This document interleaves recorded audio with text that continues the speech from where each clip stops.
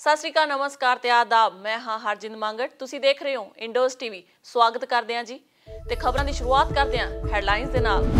प्रधानमंत्री नरेंद्र मोदी वालों हदायतां कीतियां जारी, कोरोना प्रभावित जिलिਆਂ ਨੂੰ ਵੱਖ-ਵੱਖ ਜ਼ੋਨਾਂ 'ਚ ਵੰਡਿਆ।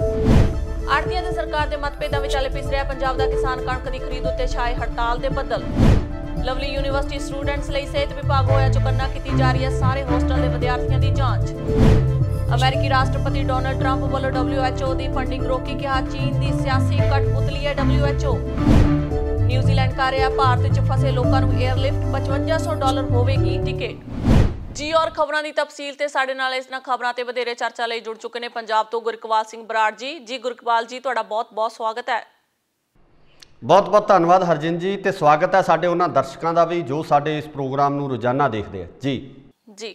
गुरकवाल जी, प्रधानमंत्री नरेंद्र मोदी वालों कुछ हदायतां जारी कीतियां गईयां लॉकडाउन नूं लैके ते वख-वख जिहड़े कोरोना वायरस नाल जिले प्रभावित ने उन्हां नूं जोनां 'च वंडिया गया ते होर उन्हां वालों की हदायतां जारी कीतियां ने जानना चाहांगे जी। जिस तरह की आपां पिछले दिनी जिहड़ी गल कीती सी कि जिहड़ा पंजाब दे विच ते होरना कुछ जिहड़े प्रांत है उन्हां प्रांतां दे विच मास्क पहनना लाजमी कर दिता गया सी, ते हुण जे आपां गल करिए ਤਾਂ प्रधानमंत्री वालों पूरे भारत के वासियों ਨੂੰ ਇਹ ਕਿਹਾ ਗਿਆ कि उन्हां वास्ते मास्क पहनना लाजमी होवेगा।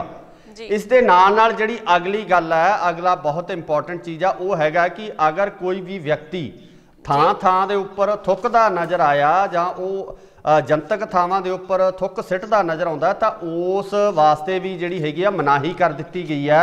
ਤੇ अगली ਜਿਹੜੀ गल है 6 महीने तक की सज़ा हो सकती है अगर जे कोई व्यक्ति जनतक थावां दे उपर मास्क नहीं पहनेगा जां थुकदा नज़र आएगा। इस तरह की जिहड़ी प्रोविजन है हुण साडे अगले कानून दे विच कर दित्ती गई है, क्योंकि करोना वायरस नूं देखदिआं होइआं ये सारी जिहड़ी एहतियात है ये वरती जा रही है तां जो थुक दे नाल है किसी पीड़ित मरीज तो जिहड़ी अगे ये बीमारी है ना फैले। इस तो इलावा जे आपां गल करिए जिस तरह तुसीं पहलां ही कहा कि जोनां दे विच वंडिया गया ਤਾਂ पूरे भारत ਦੇ ਵਿੱਚ 170 ਦੇ ਕਰੀਬ ਜਿਹੜੇ ਜ਼ਿਲ੍ਹੇ ਨੇ ਉਹਨਾਂ ਨੂੰ ਜਿਹੜੇ ਹੌਟ ਸਪੌਟ ਘੋਸ਼ਿਤ ਕਰ ਦਿੱਤਾ ਗਿਆ। ਹੌਟ ਸਪੌਟ ਦਾ ਮਤਲਬ ਹੈ ਜਿਨ੍ਹਾਂ ਜ਼ਿਲ੍ਹਿਆਂ ਦੇ ਵਿੱਚ ਜਿਨ੍ਹਾਂ ਏਰੀਏ ਦੇ ਵਿੱਚ ਜਿਹੜਾ ਹੈਗਾ ਬਹੁਤ ਜ਼ਿਆਦਾ ਜਿਹੜੇ ਕੋਰੋਨਾ ਵਾਇਰਸ ਦੇ ਕੇਸ ਆ ਉਹ ਨਿਕਲ ਕੇ ਸਾਹਮਣੇ ਆ ਰਹੇ ਆ, ਉਹਨਾਂ ਨੂੰ ਹੌਟ ਸਪੌਟ ਦਾ ਨਾਂ ਦਿੱਤਾ ਗਿਆ। ਉਹਨਾਂ ਜ਼ਿਲ੍ਹਿਆਂ ਵਾਸਤੇ ਉਹਨਾਂ ਸ਼ਹਿਰਾਂ ਵਾਸਤੇ ਕੁਝ ਖਾਸ ਹਦਾਇਤਾਂ ਜਿਹੜੀਆਂ ਉਹ ਜਾਰੀ ਕੀਤੀਆਂ ਗਈਆਂ ਕਿ ਉੱਥੋਂ ਦੇ ਲੋਕ ਆ ਜਿਹੜੇ ਉਹ बाहर नहीं निकल सकते, उत्थे जिहड़ा पूरी तरह नाल सैनिटाइज किया जाएगा उन्हां सारे एरियाज़ नूं जिन्हां एरियाज़ दे विच लगातार जिहड़े केस वधदे है। सो इसे तरह ही जे आपां गल करिए तां पंजाब दे 4 जिले है जिन्हां नूं इस जोन दे विच वंडिया गया जिहड़े कि हॉट स्पॉट बनाए गए आ। उन्हां दे विच आपां गल करिए जलंधर, मोहाली, नवां शहर ते पठानकोट जिहड़े जिले आ इस दे विच आए आ। सो आपां अगे जे गल करिए कुछ इदां दे जिले भी हैगे ने जिन्हां नूं ग्रीन जोन दे विच रखिया गया। पंजाब दे विच बठिंडा ते होर 3 जिले आ जिहड़े उन्हां नूं ग्रीन जोन दे विच रखिया गया, क्योंकि इन्हां जिल੍ਹਿਆਂ दे विच कोई भी जिहड़ा केस आ हाले तक सामने नहीं आया। उस तो अगली जिहड़ी गल है जिस तरह की प्रधानमंत्री वालों कहा गया सी कि 20 अप्रैल तक जिहड़ी सारी यह जांच की जाऊगी ਤਾਂ उस जिहड़ी सेहत विभाग वालों जिहड़े अंकड़े इकट्ठे किए जाणगे उन्हां अंकड़िਆਂ ਦੇ आधार ते ही कुछ हलकिਆਂ ਨੂੰ ਜਾਂ ਇਲਾਕਿਆਂ ਨੂੰ ਜਿਹੜੀ ਆ ਛੋਟ ਦਿੱਤੀ ਜਾਵੇਗੀ ਕੁਝ ਖਾਸ ਚੀਜ਼ਾਂ ਵਾਸਤੇ। ਉਹਦੇ ਸੰਬੰਧ ਦੇ ਵਿੱਚ ਜਿਹੜਾ ਹੁਣ ਤੱਕ ਇਹੀ ਸਮਝ ਆ ਰਿਹਾ ਕਿ ਜਿਹੜੇ ਇਲਾਕੇ ਗ੍ਰੀਨ ਜ਼ੋਨ ਦੇ ਵਿੱਚ ਆਉਣਗੇ ਉਹਨਾਂ ਇਲਾਕਿਆਂ ਨੂੰ ਜਿਹੜੀ ਆ ਇਹ ਰਿਆਇਤ ਆ ਜਾਂ ਛੋਟ ਆ ਜਿਹੜੀ ਉਹ ਦਿੱਤੀ ਜਾਵੇਗੀ। ਹੁਣ ਆਉਣ ਵਾਲੇ ਸਮੇਂ ਦੇ ਵਿੱਚ ਦੇਖਣਾ ਹੋਵੇਗਾ ਕਿ 20 ਤਰੀਕ ਤੋਂ ਬਾਅਦ ਕਿਸ ਤਰ੍ਹਾਂ ਜਿਹੜੀ ਇਹ ਸਾਰੀ ਚੀਜ਼ ਇੰਪਲੀਮੈਂਟ ਹੁੰਦੀ ਹੈ, ਕਿਸ ਤਰ੍ਹਾਂ ਇਹਨੂੰ ਲਾਗੂ ਕੀਤਾ ਜਾਂਦਾ। ਜੀ ਹਰਜਿੰਦ ਜੀ, गल कोरोना वायरस की हो रही है तो सुनने में आ रहा है कि DSP साहब जो कि पुलिस प्रशासन दे विच ने उन्होंने भी कोरोना वायरस की शिकायत हुई है। जी बिल्कुल हरजिंद, आपां पिछले दिनी जिहड़ी खबर आ वो भी चलाई सी कि लुधियाना दे विच एक ACP सी रैंक के जो ऑफिसर सी उन्हां नूं कोरोना वायरस होया। हुण यही जिहड़ी खबर निकल के सामने आ रही आ कि लुधियाना दे ही एक DSP जिहड़े हैगे इस बीमारी तो प्रभावित हो चुके हैं। ये पुलिस विभाग वास्ते एक बड़ी चिंता का विषय है, क्योंकि जिहड़े सारे ऑफिसर साहबान ने जिन्हां ने लॉ एंड ऑर्डर देखना हुंदा है वो इकट्ठे बैठ के मीटिंगां करते आ, उन्हां दी जिहड़ा तालमेल है आपस दे विच हुंदा है। इस दे नाल ही जे आपां गल करिए तां जिहड़ा फाइलां दा आदान प्रदान है वो भी इन्हां द्वारा किया जाता है। जिवें कि मध्य प्रदेश दे विच एक सामने केस सामने आया सी कि एक जो मुख ਸਕੱਤਰ सन हैल्थ विभाग के उन्होंने ਜਿਹੜੀਆਂ फाइलां जो अगे ਜਾਂਦੀਆਂ ਸੀ ਤਾਂ उस ਸਕੱਤਰ ਨੂੰ पॉजिटिव होने के नाल बहुत सारे ਜਿਹੜੇ होर ਜਿਹੜੇ ਵੱਡੇ ਅਧਿਕਾਰੀ ਸੀ, ਜਿਹੜੇ ਸਕੱਤਰ ਲੈਵਲ ਦੇ ਅਧਿਕਾਰੀ ਸੀ, ਉਹਨਾਂ ਨੂੰ ਜਿਹੜਾ ਹੈਗਾ ਇਹ ਵਾਇਰਸ ਆ ਫੈਲ ਗਿਆ ਸੀ। ਇਸੇ ਤਰ੍ਹਾਂ ਦੀ ਸਥਿਤੀ ਆ ਜਿਹੜੀ ਹੋ ਸਕਦਾ ਕਿ ਲੁਧਿਆਣਾ ਦੇ ਵਿੱਚ ਵੀ ਕੋਈ ਇਦਾਂ ਦੀ ਸਥਿਤੀ ਬਣ ਜਾਵੇ, ਪਰ ਪਰਮਾਤਮਾ ਅੱਗੇ ਅਸੀਂ ਇਹ ਅਰਦਾਸ ਕਰਦੇ ਹਾਂ ਕਿ ਇਹ ਜਿਹੜਾ ਵਾਇਰਸ ਹੈ ਸਾਡੀ ਪੰਜਾਬ ਪੁਲਿਸ ਨੂੰ ਪ੍ਰਭਾਵਿਤ ਨਾ ਕਰੇ, ਕਿਉਂਕਿ ਜਿਸ ਤਰੀਕੇ ਨਾਲ ਪੰਜਾਬ ਪੁਲਿਸ ਪੰਜਾਬ ਦੇ ਲੋਕਾਂ ਵਾਸਤੇ ਡਟੀ ਹੋਈ ਹੈ उस जिहड़ी चीज़ नूं है उस नूं अखों परोखे नहीं किया जा सकता। सो ये आने वाले दिनों च देखोगा कि होर किन्ना अधिकारियों नूं क्वारंटाइन किया जाता जिहड़े इस DSP या ACP के संपर्क दे विच आए सी। ये आने वाला समय दसेगा। जी हरजिंद जी, इस दे नाल ही अगली खबर जुड़ी है कि लवली प्रोफैशन यूनीवर्सिटी दे विच दस्सिया जा रहा है कि 30 तो 40 हज़ार स्टूडेंट पढ़ते हैं तो उन्होंने विच कुछ जिहड़े बच्चे करोना वायरस पॉजिटिव पाए गए सन। सो कई बच्चों नूं एयरलिफ्ट करा लिया गया है जो कि बाहर दे देशों के सन, ते कई जिहड़े पंजाब नाल संबंधित सन जां भारत नाल संबंधित सन वो अपने अपने ठिकाणिਆਂ ते पहुँच गए हैं। पर अजे भी कहा जा रहा है कि 2000 तो 2500 ਜਿਹੜੇ ਸਟੂਡੈਂਟ ਆ ਉੱਥੇ ਫਸੇ ਹੋਏ ਨੇ। ਸੋ ਕਿਹੋ ਜਿਹੇ ਹਾਲਾਤ ਨੇ ਉੱਥੋਂ ਦੇ, ਤੇ ਜਿਹੜੀ ਸਿਹਤ ਵਿਭਾਗ ਹੈਗਾ ਉਹਨਾਂ ਦੇ ਕਿੱਦਾਂ ਟੈਸਟ ਹੋ ਰਹੇ ਨੇ? ਜੀ ਹਰਜਿੰਦਰ ਬਿਲਕੁਲ, ਇੱਕ ਮਹਾਰਾਸ਼ਟਰ ਦੀ ਜਿਹੜੀ ਲੜਕੀ ਹੈ ਜਿਹੜੀ ਕਿ ਲਵਲੀ ਯੂਨੀਵਰਸਿਟੀ ਦੇ ਵਿੱਚ ਆਪਣੀ ਪੜ੍ਹਾਈ ਕਰ ਰਹੀ ਸੀ, ਉਸ ਲੜਕੀ ਦੇ ਪੋਜ਼ਿਟਿਵ ਆਉਣ ਤੋਂ ਬਾਅਦ ਜਿਹੜਾ ਪੂਰਾ ਯੂਨੀਵਰਸਿਟੀ ਦੇ ਵਿੱਚ ਇੱਕ ਤਰ੍ਹਾਂ ਨਾਲ ਮਾਹੌਲ ਹੰਕਪੜ ਵਾਲਾ ਹੋ ਗਿਆ ਸੀ, ਬਹੁਤ ਸਾਰਾ ਜਿਹੜਾ ਸਨਸਨੀ ਫੈਲ ਗਈ ਸੀ। सो उस तो बाद जिहड़ा हैगा सेहत विभाग दीयां टीमां लगातार उत्थे जांच करदियां आ रहीआं ने, ते हुण भी जिहड़ी जांच है ये जिहड़े टैसटिंग आ वो चल रही है। जिन्हां स्टूडेंट्स दे विच कुछ लक्षण इस तरह के पाए जाते हैं उन्हां दे जिहड़े टैसट आ वो लगातार कीते जा रहे हैं। सेहत विभाग वालों कुछ इल्जाम भी लगाए गए हैं कि यूनीवर्सिटी प्रशासन है जिहड़ा उन्हां वालों इस चीज़ का ख्याल है जिहड़ा पहला नहीं रखा गया, जां उन्हां वालों किसी किस्म की जिहड़ी डॉक्टरी जांच है वो नहीं की गई, जदों कि एडी वड्डी यूनीवर्सिटी है बाहरले देशों के विचों इत्थे स्टूडेंट पढ़न वास्ते आउंदे आ। बहुत सारे स्टूडेंट जिहड़े फॉरनर ने वो इत्थे हुण भी रुके हुए ने। सो इस दे नाल जिस तरह तुसीं एयरलिफ्ट की गल कीती है, भूटान के जो स्टूडेंट सी भूटान नाल संबंधित सी, भूटान वालों जिहड़े अपने स्टूडेंट्स आ उन्होंने एयरलिफ्ट करके वापस बुला लिया गया। सो ये जिहड़े जिस तरह तुसीं कहा कि जिहड़े कुछ विद्यार्थी हाले भी उत्थे फसे हुए ने, उन्हां दे विच वो विद्यार्थी शामिल ने जिन्हां नूं कि इस लड़की दे संपर्क दे विच आउण तो बाद उन्हां नूं क्वारंटाइन किया गया, 14 दिनों वास्ते एकांतवास भेजा गया। आने वाले समय दे विच उन्हां दी सेहत की जांच होने तो बाद ही उन्हां नूं घरां तक वापस भेजा जाएगा, क्योंकि जिस तरीके नाल ये वायरस है जिहड़ा ह्यूमन टू ह्यूमन फैलदा है जां स्पर्श दे नाल फैलदा है, तो उस इतिहास के तौर पर इन्हां नूं इत्थे रखा गया तां जो इन्हां दी जांच है जिहड़ी लगातार इन्हां दे उपर निगाह बनाई जा सके। जी हरजन जी, बराड़ जी, पाकिस्तानी वफद भी भारत दे विच फसिया सी। कहा जा रहा है कि कुल 180 लोग जिहड़े पाकिस्तान तो भारत विच फसे हुए सीगे। सो उन्हां बारे सरकारां नाल गल्लां बातां कीतियां जा रहीआं सन कि उन्हां नूं ठिकाणे दे उत्ते पहुंचाया जावे। सो की उद्यम कीते गए ने सरकार वल्लों उन्हां नूं ठिकाणे ते पहुंचाउण लई? जी देखो, पिछले दिनी कुछ वीडियोज़ भी वायरल होईयां सी कि कुछ लोग जिहड़ा हैगा पाकिस्तान तो भारत दे विच अपना इलाज कराउण लई आए सन, तां लॉकडाउन होने कारण वो भारत दे विच फस गए सन। सो इस तरह ही ये दो देशों दी सरकारां दा आपसी मसला हुंदा है। इहदे विच जिहड़े विदेश विभाग दे जो मंत्री ने जां होर जिहड़े अधिकारी ने उन्हां द्वारा इस सारे मसले दे उपर सहमति प्रगट होने तो बाद ही जिहड़ा इन्हां लोकां नूं एक दूजे दे देश दे विच वापस भेजिया जा सकदा है। सो इस तरह ही हुण भारत ते पाकिस्तान दे विच जिहड़ी ये सहमति बन चुकी है।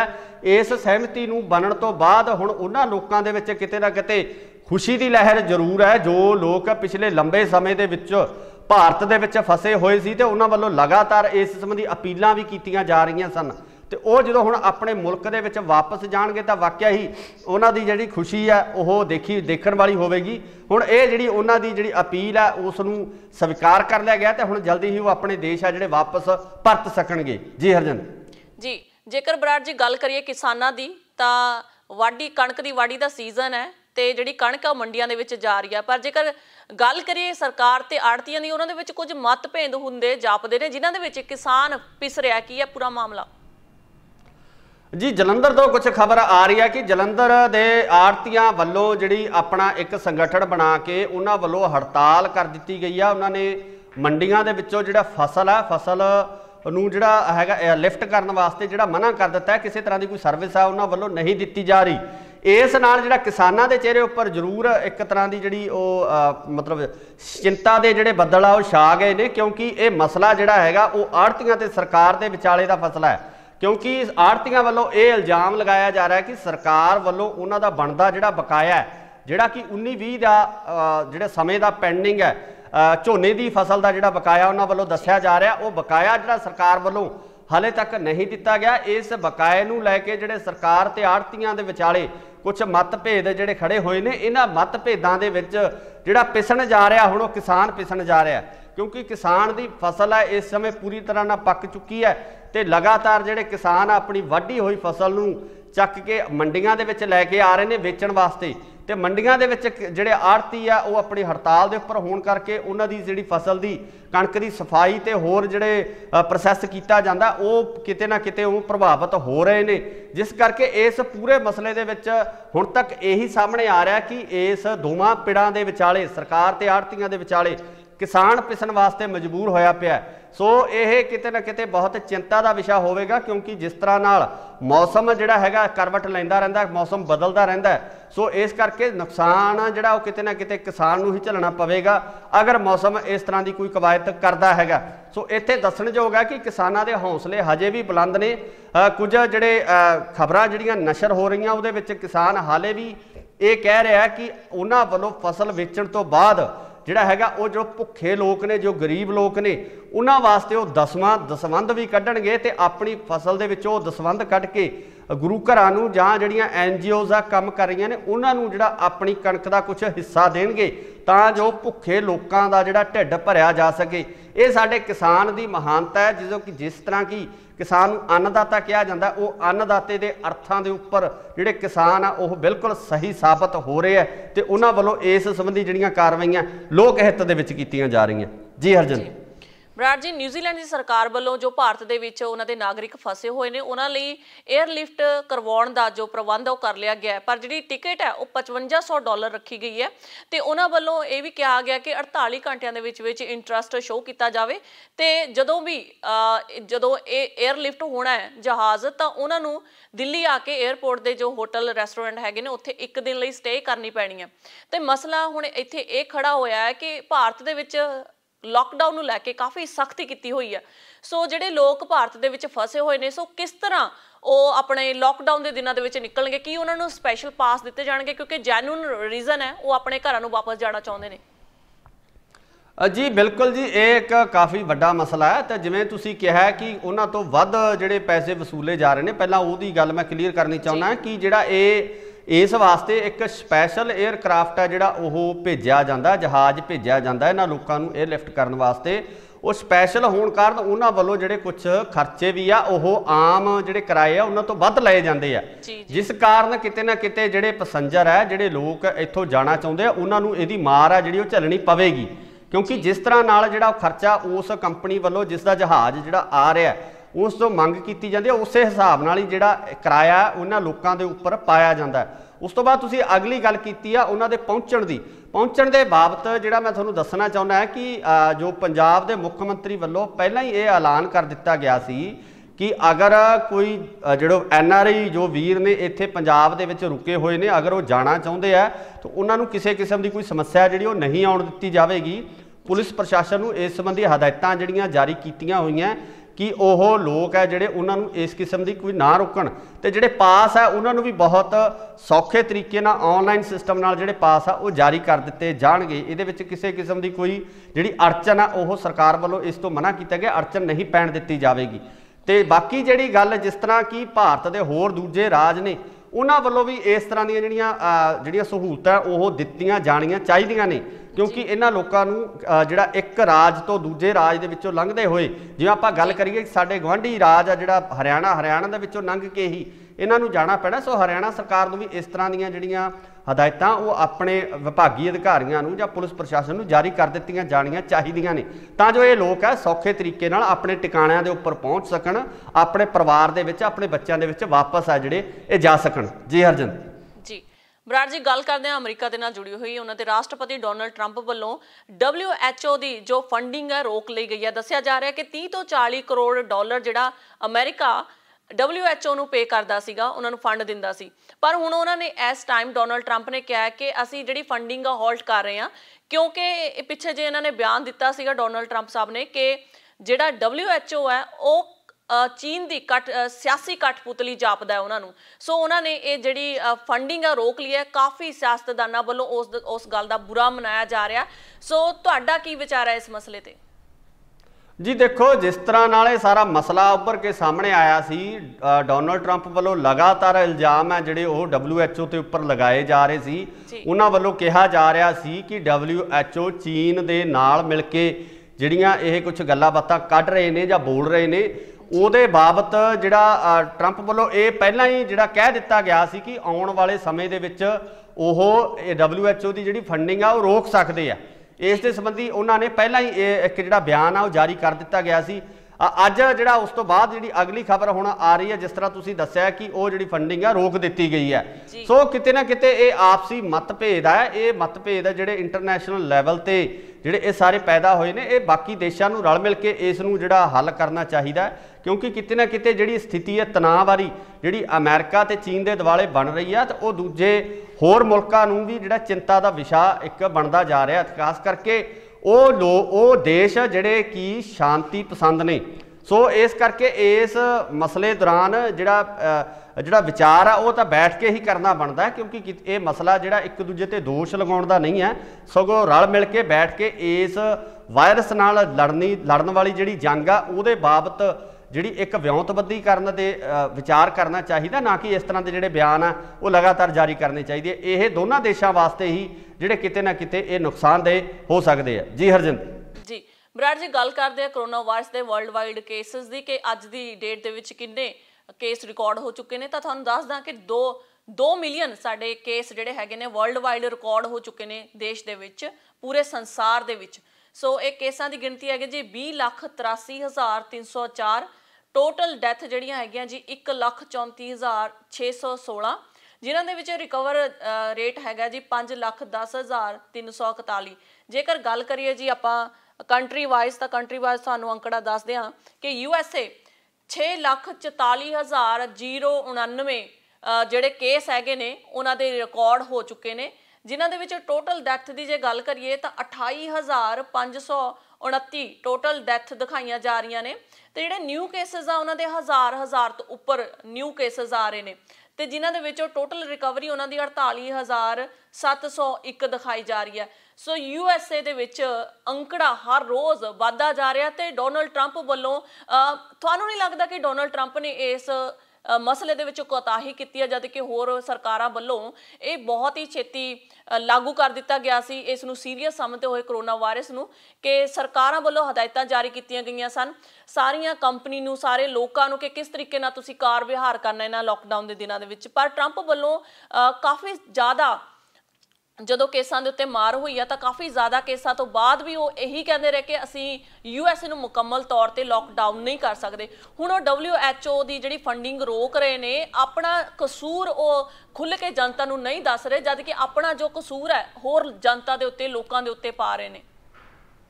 ਜੀ ਬਿਲਕੁਲ, ਦੇਖੋ ਇਹਦੇ ਵਿੱਚ ਕੋਈ ਦੋ ਰਾਏ ਨਹੀਂ ਹੈਗੀ ਕਿ ਉਹਨਾਂ ਵੱਲੋਂ ਇਸ ਸੰਬੰਧੀ ਜਿਹੜਾ ਲਾਕਡਾਊਨ ਆ ਉਹ ਬਹੁਤ ਲੇਟ ਕੀਤਾ ਗਿਆ, ਜਿਹਦਾ ਖਮਿਆਜਾ ਨਿਊਯਾਰਕ ਦੇ ਲੋਕਾਂ ਨੂੰ ਤੇ ਨਿਊ ਜਰਸੀ ਦੇ ਲੋਕਾਂ ਨੂੰ ਭੁਗਤਣਾ ਪੈ ਰਿਹਾ। ਕਿਉਂਕਿ ਅਗਰ ਇਹੀ ਲਾਕਡਾਊਨ ਹੈ, ਜਿਸ ਤਰ੍ਹਾਂ ਕਿ ਭਾਰਤ ਸਰਕਾਰ ਨੇ ਸਮਾਂ ਰਹਿੰਦਿਆਂ ਜਿਹੜਾ ਆਪਣੇ ਪੂਰਾ ਦੇਸ਼ ਆ ਉਹ ਲਾਕਡਾਊਨ ਕਰ ਦਿੱਤਾ ਗਿਆ ਸੀ, ਜੇ ਇਸੇ ਤਰ੍ਹਾਂ ਦੀ ਪਾਲਿਸੀ ਦੇ ਉੱਪਰ USA ਕੰਮ ਕਰਦਾ ਤਾਂ ਹੋ ਸਕਦਾ ਇਹ ਜਿਹੜੇ ਹਾਲਾਤ ਹੈ ਇਹ ਕੁਝ ਹੋਰ ਹੋਣੇ ਸੀ।